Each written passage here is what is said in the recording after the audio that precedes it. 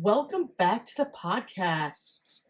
This is Teach Skills You Learn. I am your host, Bethany Skillern, and I believe it was the first episode. I promised to teach you how to read a tape measure, so here we are. The moment of truth, it's here. What I have here on this handy dandy little piece of paper is a blown up picture what a tape measure looks like from inch to inch. Okay, so what I mean is this line to this line is going to represent an inch, right? You can insert 0, you can insert 1, 2, it doesn't matter. From this point to this point, it is going to represent a full inch. To read a tape measure, it took me a little bit of time. Prior to working in this cabinet shop, I never learned how to read a tape measure. So I was that one individual that would sit there and count 1, 2, 3. Okay, that's okay. 3/16, or I'd be like 1, 2, 3, 4/16, quarter. That's 1/4. It took me some time, but it didn't take me long. All right, because you figure out how to be efficient, because you're not gonna be that guy, gal, in the cabinet shop, and they're waiting for your size, and you're just like, okay, 23 and 1, 2, 3, 4, 5, 6, 7, 7/16. They're not gonna wait for you like that. So you really do figure out how to do it quickly and efficiently, and I'm hoping I can share that knowledge with you today. If it just takes you time to, take a tape measure and read it out, go around your house, start measuring things, and start practicing that way, you can do that. No one's gonna judge you like that. No one's gonna care. Let's begin. I don't know if I really want to get into fractions, reductions, but that's kind of what this is going to be. A little fraction reduction 101.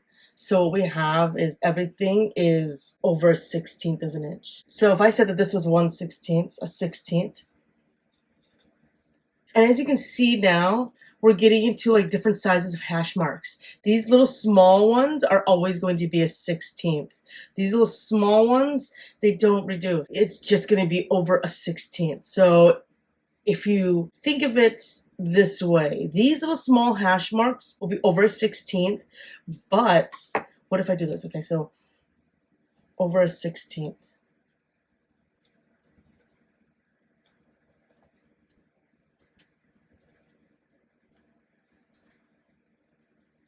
Over 16, over 16th, okay?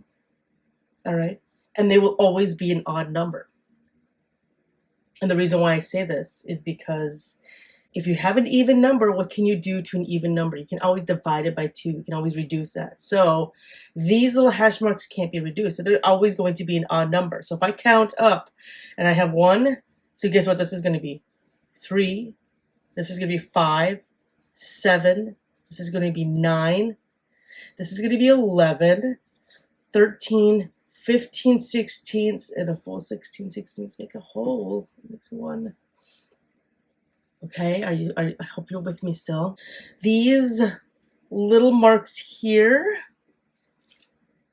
they're the next biggest size right here. These are going to be your eighths, okay? They're your eighths. So these are 8 over an eighth, over an eighth, over an eighth. If I said everything's going to be read out as an odd number on the top, right? Whether it's an odd number over a 16th, now this is going to be an odd number over an eighth, right? So if I say that this is 1/16 or a 16th, and then I say that this is 2/16, which would be what? 1/8, right? This mark right here is going to be a 3. It's an odd, remember? This one right here is going to be a 5/8. Okay, and this one right here, 7/8. There's a little pattern kind of developing our quarter marks, right? You're going to understand that this is 1/4.